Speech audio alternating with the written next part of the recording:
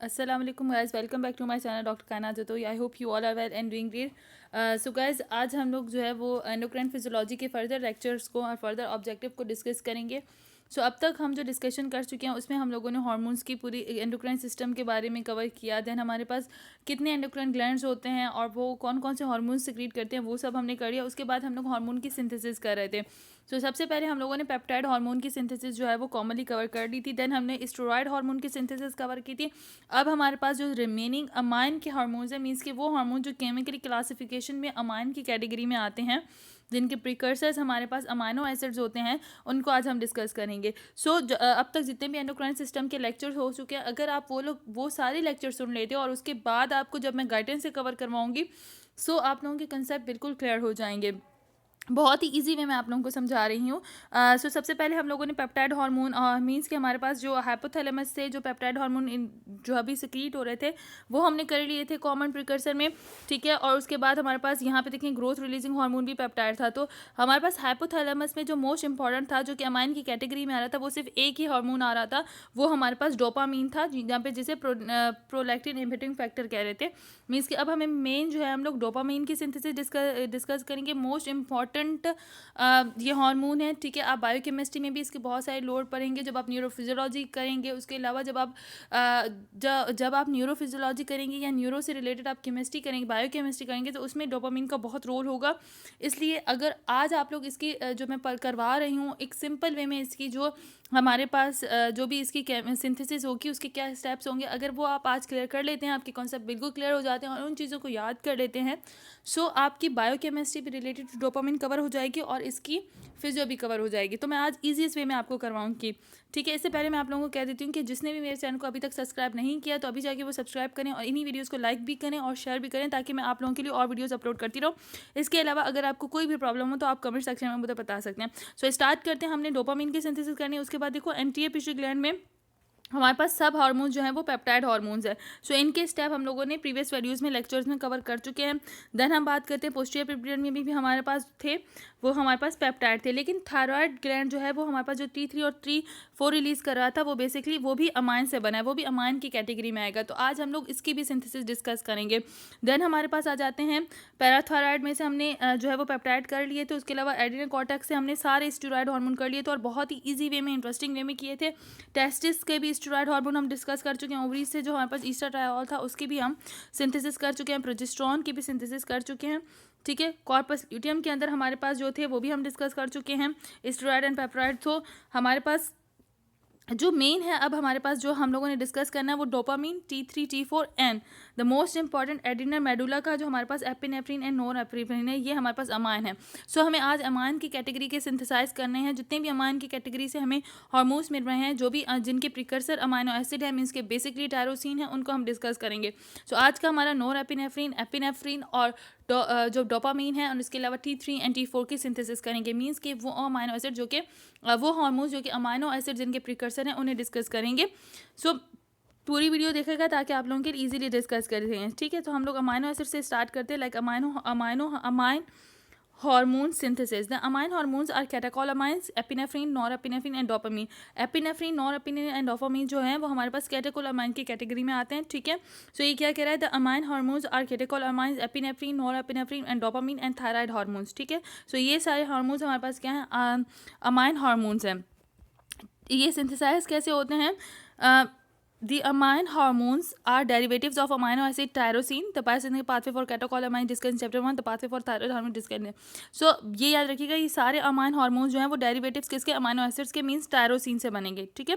ये फिलहाल आप यहाँ पे याद रखिएगा। और ये याद रखिएगा कि अमाइन से जो हमारे पास हार्मोन सिंथेसाइज होते हैं उसमें कौन कौन से हार्मोन्स आते हैं?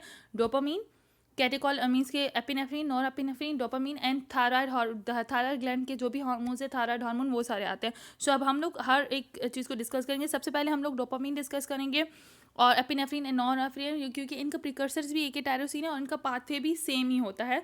हम सबसे पहले उनको डिस्कस करते हैं। तो स्टार्ट करते हैं। अब हम स्टार्ट करते हैं नोरएपिनेफ्रिन, एपिनेफ्रिन एंड डोपामिन की सिंथेसिस, ठीक है। Most important and most easiest topic है आराम से आपका क्लियर हो जाएगा, क्योंकि मैं आपको डायग्राम के थ्रू यहाँ पे कवर करवाऊंगी। सबसे पहले मैं इसकी इन्फॉर्मेशन देती हूँ। Norepinephrine, epinephrine and dopamine are members of the same family of biogenic amines. They share a common precursor tyrosine and a common biosynthesis pathway. Okay, so यहाँ पे देखो वो मेनली कह रहा है कि हमारे पास डोपामीन हो गया, एपिनेफ्रिन एंड नॉरएपिनेफ्रिन हो गया, इनकी जो जो फैमिली है, मीन्स की जो इनकी क्लासिफिकेशन आती है वो एक ही कैटेगरी में आती है, क्योंकि ये हमारे पास सेम प्रीकर्सर से मिलके बने हैं। कौन सा प्रीकर्सर है हमारे पास, कौन सा अमाइनो एसिड है, लाइक टायरोसिन से। सो टायरोसिन अमाइनो एसिड इनका मेन प्रीकर्सर है, जहाँ से ये तीनों हमारे पास जो हार्मोन्स हैं वो सिंथेसाइज हो रहे हैं। सो ये स्टेप होता कैसे, देखो मैं आपको डायग्राम दिखाती हूँ। इस डायग्राम के थ्रू अगर आप करोगे ना, सो आपको इजीली सिंथेसिस याद हो जाएगी। लाइक ये हमारे पास डोपामीन की सिंथेसिस है। कोई भी आपसे कहे कि आप डोपामीन को सिंथेसाइज करके दिखाओ, सो आप सिंपली करोगे कि टायरोसिन हमने प्रीकर्सर लिया, ठीक है, टायरोसिन हमारे पास बॉडी में आता है प्रीकर्सर, वो बॉडी में जैसे ही टायरोसिन अमाइनो एसिड आया। अब ये टायरोसिन आता कैसे है, ये टायरोसिन बेसिकली या तो हम डाइट में जो अमाइनो एसिड ले रहे होते हैं वहाँ से आ रहा होता है, ठीक है, या फिर इसकी डिनोवो सिंथेसिस हो रही है हमारी बॉडी में। अब ये टायरोसिन जो है वो सबसे पहले क्या होगा कि इसके ऊपर कौन सा एंजाइम ऐड करता है, टायरोसिन हाइड्रोक्सिलेज। टायरोसिन हाइड्रोक्सिलेज इसके ऊपर एंजाइम ऐड करता है। फिर ये टायरोसिन हाइड्रोक्सिलेज जब इसके ऐड करेगा तो ये एल डोपा में कन्वर्ट हो जाएगा। अब इस एल डोपा के ऊपर हमारे पास एक और एंजाइम ऐड करेगा जिसे डोपा डी कार्बोक्सिलेज कहते हैं, जिसकी वजह से ये हमारे पास जो एल डोपा है, मीन्स कि ये अब हमारे पास किस में कन्वर्ट हो जाएगा, डोपामीन में, ठीक है। सो हमारे पास क्या हुआ, डोपा डी कार्बोक्सिलेज की प्रेजेंस में हमारे पास एल डोपा जो है वो डोपामीन में कन्वर्ट हो गया, ठीक है।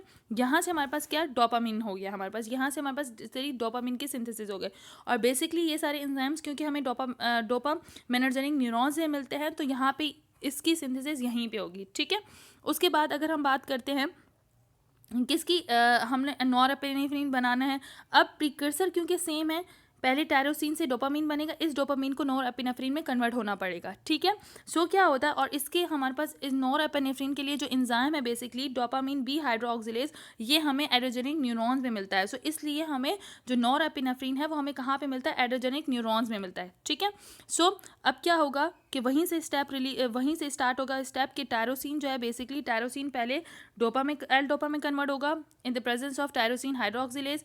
फिर एल डोपा जो है वो डोपा डी कार्बोक्सिलेज में कन्वर्ट होगा और इसमें डोपामीन हमें मिल गया। अब क्या होगा कि डोपामिन न्यूरॉन में हमारे पास जो है जो डोपामिन बी हाइड्रोक्सिलेज मिलेगा और इसे किस में कन्वर्ट कर देगा, इसे नॉरएपिनेफ्रिन में कन्वर्ट कर देगा।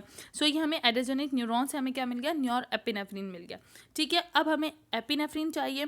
सो एपिनेफ्रिन जो है हमें जो है वो बेसिकली एड्रिनल मेडुला में सिंथेसाइज होता है, क्योंकि एड्रिनल मेडुला में इसका एंजाइम पाया जाता है। कौन सा एंजाइम है, phenyl ethanol amine and methyl transferase enzyme है। ये जब नॉरएपिनेफ्रिन के ऊपर एक्ट करेगा तो उसे एपिनेफ्रिन में कन्वर्ट कर देगा। सो ये जो पाथवे है ना, आप लोगों को ये पूरा पाथवे याद होना चाहिए कि टायरोसिन फॉर एग्जांपल हमने अपनी डाइट से लिया या फिर डिनावो सिंथेसिस के थ्रू हमें टायरोसिन मिला। अब ये टायरोसिन जो है हमारे पास, ये बेसिकली जो टायरोसिन है ये एल डोपा में कन्वर्ट हो गया, ठीक है। किसकी एंजाइम्स में, टायरोसिन हाइड्रोक्सिलेज एंजाइम्स की प्रेजेंस में। ये एल डोपामीन हमारे पास डोपामीन कन्वर्ट हो गया as in the presence of dopa decarboxylase, ठीक है। सो ये एंजाइम इस तरीके से आप बनाएं। सबसे पहले आपने टायरोसिन को एल डोपा में कन्वर्ट किया इन the presence of tyrosine hydroxylase. फिर एल डोपा जो है हमारे पास डोपामीन में कन्वर्ट हो गया इन the presence of dopa D carboxylase. अब ये डोपामीन जो है हमें क्योंकि नॉरएपिनेफ्रिन चाहिए और वो रिलीज कहाँ से हो रहा है, एड्रेनर्जिक न्यूरॉन से हमें नॉरएपिनेफ्रिन मिलता है। सो वो सारे स्टेप वैसे ही होंगे कि टायरोसिन हमारे पास टायरोसिन हाइड्रोक्सिलेज की प्रेजेंस में एल डोपा में कन्वर्ट हुआ, ठीक है। फिर एल डोपा डोपामीन में in the presence of dopa decarboxylase की प्रेजेंस में कन्वर्ट हुआ। अब ये हमारे पास डोपामीन जो है वो in the presence of dopamine B hydrolase की प्रेजेंस में हमारे पास नॉरएपिनेफ्रिन में कन्वर्ट हो गया, ठीक है। अब ये नॉरएपिनेफ्रिन जो है वो एपिनेफ्रिन में in the presence of phenyl ethanol amine and transferase and methyl transferase की प्रेजेंस में हमारे पास एपिनेफ्रिन में हमारे पास ये जो है वो कन्वर्ट हो गया। सो इस तरीके से हमें क्या मिल गया, इस तरीके से हमारे पास जो है वो epinephrine, norepinephrine and dopamine synthesize होते हैं। सो अगर ये चार्ट आपको नॉर्मली मिल जाएगा, आप देखो इसका स्क्रीनशॉट, पहले इसका टायरोसिन का स्क्रीनशॉट निकाल दो। आपने टायरोसिन के स्क्रीनशॉट अपने पास रख लिया, देन आप जो है वो इस तरीके से आप क्या कर सकते हैं कि पूरे चार्ट का लाइक हमारे पास ये पूरा चार्ट दिया हुआ है, आप इस पूरे चार्ट का लाइक यहाँ तक अपनी स्क्रीनशॉट निकाल दिया अपने पास रख लो। देन ये देखो पूरा चार्ट है, ओके।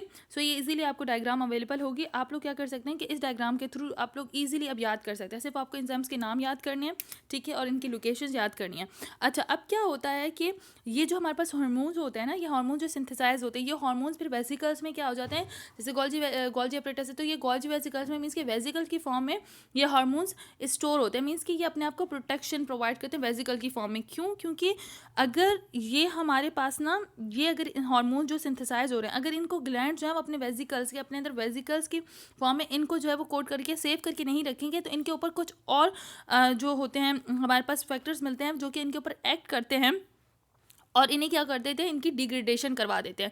मीन्स कि इनको इनएक्टिव फॉर्म में क्या कर लेते हैं, कन्वर्ट कर देते हैं। और इसलिए हमारे पास जो है वो कुछ इस तरीके से सब्सटेंसेस पाए जाते हैं जो कि इन्हें क्या कर देते हैं, इनको हमारे पास ऐसे एंजाइम्स होते हैं हमारी बॉडी में, ठीक है, डिफरेंट ऑर्गन में ये एंजाइम्स पाए जाएंगे जो कि इनको जो है वो इनएक्टिव फॉर्म में कन्वर्ट कर देंगे और फिर इनको डिग्रेडेट करके यूरिन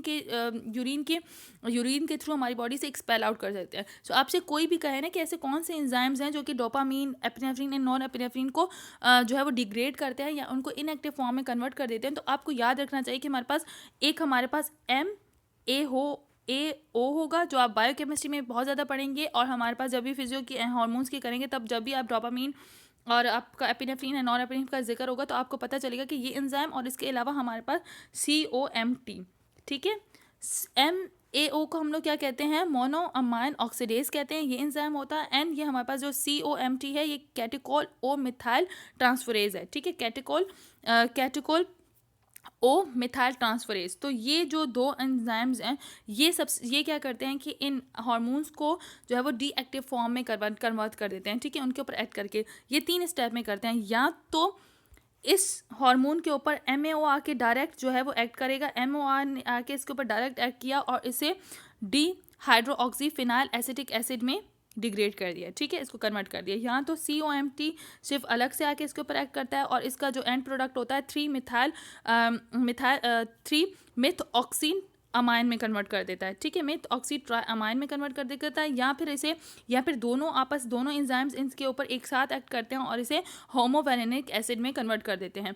सो एडवांस यानी कि इन्फॉर्मेशन है आप लोगों से, मेनली इस लेवल तक आपसे यही पूछा जाता है कि इनमें कौन से ऐसे एंजाइम्स हैं जो इन्हें डिग्रेड कर देते हैं। और आपने कहा कि डोपामीन को जो है, डोपामीन हो गया, एपिनेफ्रिन हो गया, नॉर एपिनेफ्रिन होगा, उन्हें बेसिकली MAO एंजाइम हो गया और हमारे पास COMT जो होते हैं वो इन्हें आके इनएक्टिव कर देते हैं, ठीक है। इसी तरीके से नॉर एपिनेफ्रिन को भी यही एक्टिवेट करते हैं, लेकिन इनके एंड प्रोडक्ट थोड़े से चेंज बनते हैं, ठीक है। सो हमारे पास जो है, अगर नॉर एपिनेफ्रिन के ऊपर MAO एक्ट करेगा तो इसका जो एंड प्रोडक्ट बनेगा dry hydro oxy mandelic acid बनेगा, ठीक है। इस तरीके से COMT का जो बनेगा वो हमारे पास, अगर COMT ने इसे इनएक्टिवेट करवाया तो इसका नॉर मेटानेफ्राइन बनेगा, ठीक है। इस तरीके से अगर दोनों ने MAO और COMT दोनों कंबाइन हो गए, इनको डीएक्टिवेट करवाते हैं तो 3-मिथऑक्सी-4 हाइड्रोक्सी मैंडोलिक एसिड बनेगा, ठीक है, मैंडोलिक एसिड बनेगा। सो ये इसके एंड प्रोडक्ट्स हैं और ये इसके एंड प्रोडक्ट्स हैं जब इनके ऊपर ये एक्ट कर रहे हैं, ठीक है। इतने एडवांस में आप लोगों को याद करने की ज़रूरत नहीं है, लेकिन फिर भी कॉन्सेप्ट आपसे पूछा जाता है, अगर आपको याद करने हैं तो दैट्स ग्रेट कि अभी आप याद कर लो इन्हीं एंजाइम्स के नाम। ये ज़रूर याद रखिएगा कि कौन से एंजाइम्स हैं जो इनके डीएक्टिवेट करते हैं या इनएक्टिव करते हैं, क्योंकि आपसे पूछा जाता है। तो MAO एंड COMT, ठीक है। MAO का हम क्या बोलते हैं, mono amine oxidase, and COMT को कैटेकोल ओ मिथाइल ट्रांसफरेज कहा जाता है, ठीक है। इसके बाद हमारे पास जो है वो एडिना मॉडिना में जो हमारे पास एपिनेफ्रिन मिल रहा है उसको भी ऐसे ही एक्ट करेगा। और नॉर एपिनेफ्रिन एंड एपिनेफ्रिन के जो हमारे पास एंड प्रोडक्ट्स होंगे डिग्रेडेशन के बाद वो सेम ही होंगे। लाइक इसके ऊपर MAO ऐड कर रहा है तो ड्राई हाइड्रोक्सी मैंडेलिक एसिड बन रहा है और इसी देखो नॉर एपिनेफ्रिन के ऊपर भी हमें यही मिल रहा है। COMT अगर नॉर एपिनेफ्रिन में कर रहा था तो नॉर मेटन एफ्राइन कह रहा था और इसका भी एंड प्रोडक्ट वही था, मेटेन एफ्राइन हमारे पास जो आ रहा था, ठीक है, मेटेन एफ्राइन। और MAO एंड COMT जब एक्ट कर रहा था तो उसके बाद हमारे पास 3-मिथऑक्सी-4 हाइड्रोक्सी मैंडेलिक एसिड्स आ रहा था। सो ये हमारे पास डिग्रेडेशन के कौन से एंजाइम्स होते हैं, MAO और COMT। सो याद रखिएगा, मैं एंड प्रोडक्ट पे ज़्यादा जोर इसलिए नहीं दे रही क्योंकि आपसे पूछा जाएगा कि डोपामीन, ठीक है, और एपिनेफ्रिन एंड नॉर एपिनेफ्रिन को जो इनएक्टिव कौन करते हैं, तो आपको याद हो कि MAO हमारे पास और COMT ये एंजाइम्स पाए जाते हैं हमारे सिस्टम के अंदर जो इन्हें डीएक्टिवेट कर लेते हैं। अब इसकी थोड़ी सी डिस्कस कर लेते हैं ताकि आप लोगों को ये सारी चीज़ें रिटर्न में याद हो जाए। Like nor epinephrine and dopamine are the members of the same family. same family of biogenic amines. They share a common precursor tyrosine and a common biosynthetic pathway. Tyrosine is converted to L-dopa by tyrosine hydroxylase and L-dopa is converted to dopamine by dopa decarboxylase.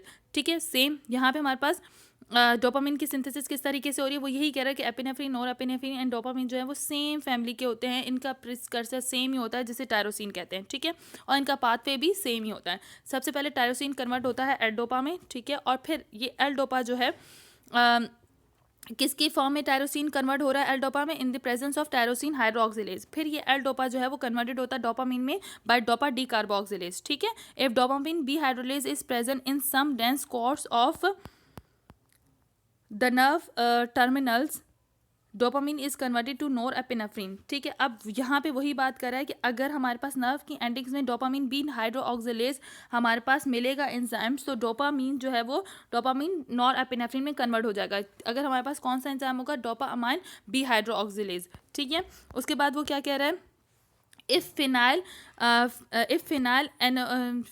ethanol amine and methyltransferase is present with S adenosyl methionine as the methyl donor, ठीक है.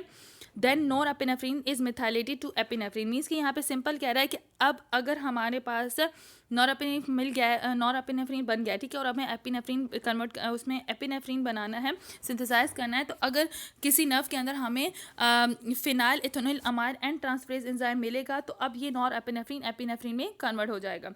The specific neurotransmitter अब ये किस तरीके से कि भाई हमें कब कौन सा न्यूरोट्रांसमीटर मिल रहा है या हार्मोन हमारे पास बन रहा है.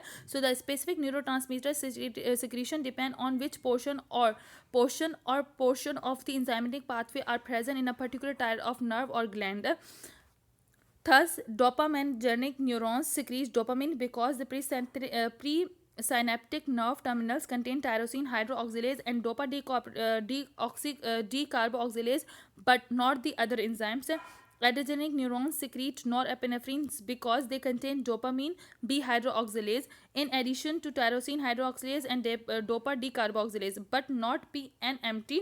The adrenal medulla contain the complete enzymatic pathway, therefore it secretes primary epinephrine. So हम वही बात यहाँ पे वो बता रहा है कि देखो हमें कैसे पता चलता है कि कौन सा जो स्पेसिफिक न्यूरोट्रांसमीटर्स है उसके मीन्स कि स्पेसिफिक न्यूरोट्रांसमीटर की एक्टिविटी के ऊपर उनके अंदर कौन से एंजाइम्स प्रेजेंट्स हैं, ठीक है, पर्टिकुलर टाइप ऑफ नर्व और ग्लैंड में कौन से एंजाइम्स प्रेजेंट है, उस पर हमें पता चलता है कि वहाँ से उस नर्व से या उस ग्लैंड से हमारे पास एपिनेफ्रिन मिलेगा, नोर एपिनेफ्रिन मिलेगा या हमें डोपामीन मिलेगा. फॉर एग्जाम्पल जैसे डोपामिनर्जिक न्यूरॉन्स होते हैं वो सिक्रीट करते हैं डोपामीन. क्यों सिक्रीट करते हैं, क्योंकि उनके अंदर जो है हमारे पास उनके जो सिनेप्टिक नर्व टर्मिनल्स होते हैं उनके अंदर हमारे पास हाइड्रोक्सिलेज एंजाइम प्रेजेंट होता है. इस तरीके से एरोजेनिक जो न्यूरॉन्स होते हैं, ठीक है, उनसे हमें नोर एपिनेफ्रिन मिलता है, ठीक है.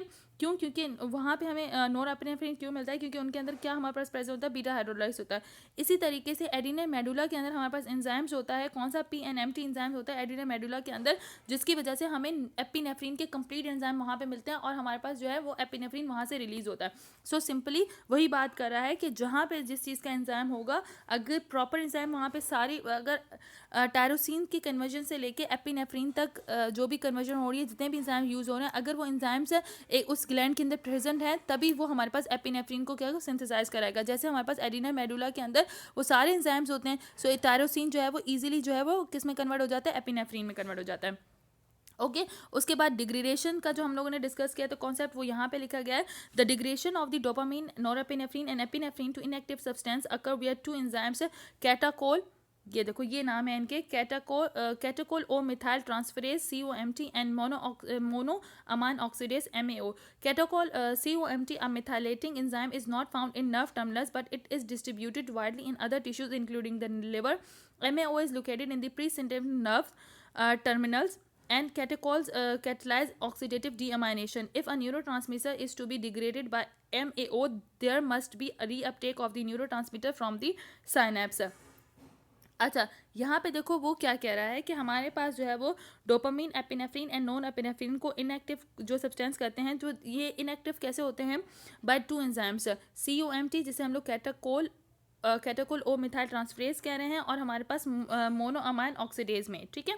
अब ये जो जो हमारे पास कैटाकोल ओ मिथाइल ट्रांसफरेज है COMT है, ये मिथाइलेटेड एंजाइम्स है, ये हमें नर्व टर्मिनल्स में नहीं मिलता बल्कि हमारे पास डिफरेंट टिश्यूज़ में होता है, लाइक लिवर के टिश्यूज़ में हमें मिलता है, ठीक है। अब क्या होता है, इसी तरीके से जो MAO है होता है वो प्री सिनेप्टिक नर्व टर्मिनल्स में मिलता है, जो कि इन एंजाइम्स की अब क्या करवाएगा, ये जैसे ही डोपामीन और ये हमारे पास एंजाइम्स से रिलीज होते हैं तो इनको क्या करवाता है, इनकी डिग्रेडेशन, इनको डिग्रेडेड ये दो एंजाइम्स करवाते हैं, ठीक है। अब जो न्यूरोट्रांसमीटर है वो डिग्रेडेड हो गया है बाय MAO, सो ये न्यूरोट्रांसमीटर्स जो हैं उन साइनेप्स के थ्रू दोबारा से रीअपटेक भी हो सकते हैं, ठीक है, हो जाते हैं बल्कि। Each of the biogenics amines can be degraded by MAO alone, by COMT alone, or by both MAO and COMT in any order. Thus, there are 3 possible degraded products from each neurotransmitter, and typically these products are excreted in the urine.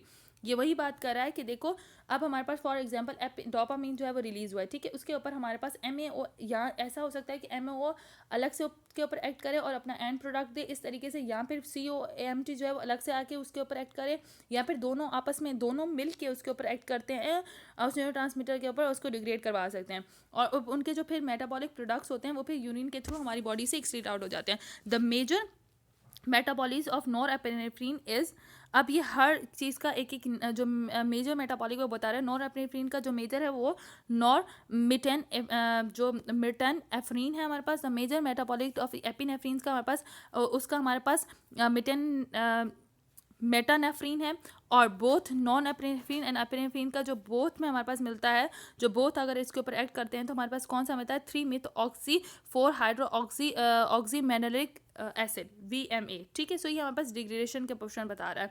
सो इस तरीके से basically हमारे पास क्या हो जाता है, हमारे पास basically इस तरीके से हमें क्या मिल जाते हैं, हमें ये एंजाइम्स जो है वो हमारे पास डोपामीन और नॉरएपिनेफ्रीन एंड एपिनेफ्रीन की सिंथेसिस हो जाती है। याद रखिएगा इसका जो CMP शायद मैं पहले डिस्कस ना किया, इसके ऊपर अगर नॉरएपिनेफ्रिन के ऊपर COMT जो है वो एक्ट कर रहा है तो इससे हमें कौन मिल रहा है, नॉरमेटेनेफ्रिन मिल रहा है, नेफ्रीन मिल रहा है, ठीक है, मेटानेफ्रीन मिल रहा है, नॉरमेटानेफ्रिन मिल रहा है, और अगर हमारे पास COMT एपिनेफ्रिन पे कर रहा है तो इसके ऊपर मेटानेफ्रिन मिल रहा है, ठीक है। सो ये एंड प्रोडक्ट्स हैं और ये चार्ट है। आई होप अब आप लोगों को पता चल गया होगा कि इस तरीके से टायरोसिन से डोपामीन बनता है और डोपामीन से फिर नॉरएपिनेफ्रिन एंड एपिनेफ्रिन में कन्वर्ट होता है, और ये कहाँ कहाँ पे होता है, हमें जो डोपामीन के हमारे पास एंजाइम्स हो गए वो डोपामिनर्जिक न्यूरॉन से मिलेंगे, ठीक है। इस तरीके से नॉरएपिनेफ्रिन के हमें कहाँ पे मिलेंगे, एड्रेनर्जिक न्यूरॉन से मिलेंगे, और एड्रेनल मेडुला के अंदर हमें सारे एंजाइम्स मिलेंगे जो रखे डायरेक्टली जाके एपिनेफ्रिन की सिंथेसिस करवाएंगे। सो आई होप आज का लेक्चर आप लोगों के लिए हेल्पफुल रहेगा। गाइस यहाँ पे आप लोगों को जो स्टूडेंट मैं आप लोगों को क्यों ये सारी चीज़ें करवा रही हूँ अभी, इसलिए क्योंकि आप जब भी आप एंडो की फिजियोलॉजी करोगे तो थोड़ी सी आपको टफ लगेगी। सो गाइडन को पढ़ने से पहले इस बुक से कॉन्सेप्ट क्लियर करना, यहाँ से कॉन्सेप्ट क्लियर करना बहुत ज़रूरी है, जो मैं आप लोगों को करवा रही हूँ ताकि आप गाइडन को ईजिली जो है वो एब्जॉर्व कर सको। सो आई होप आज का लेक्चर आप लोगों के लिए हेल्पफुल रहेगा। याद रखिएगा यहाँ से सवाल आ सकता है, ये जो मैंने आज एंजाइम्स करवाए हैं यहाँ से हमारे पास बायोकेमिस्ट्री में भी सवाल आता है और फिजियो में भी आ सकता है, लेकिन बायोकेमिस्ट्री में मोस्ट इंपॉर्टेंट पूछा जाता है, और वाइवा में भी आपसे पूछा जाता है कि एपिनेफ्रिन, नॉरएपिनेफ्रिन एंड जो हमारे पास डोपामीन है, जो न्यूरोट्रांसमीटर्स हैं, इनको कौन से एंजाइम जाके इनएक्टिवेट करते हैं, तो आपको पता हो कि MAO और COMT करते हैं, ठीक है। सो आपसे अगर एंड प्रोडक्ट ना भी पूछें तो आपसे ये दो एंजाइम जो है वो लाजमी पूछे जाते हैं। सो इसी तरीके से मेरी वीडियोज़ को लाइक करें, मेरे चैनल को सब्सक्राइब करें, और ताकि मैं आप लोगों की और वीडियोज़ अपलोड कर दूँ। अब नेक्स्ट वीडियो में हम लोग जो है वो अमाइन के 2 और हार्मोन्स रहेगा, लाइक T3 एंड T4 किस तरीके से सिंथेसाइज होता है वो हम डिस्कस करेंगे। तो अल्लाह हाफिज़ गाइस।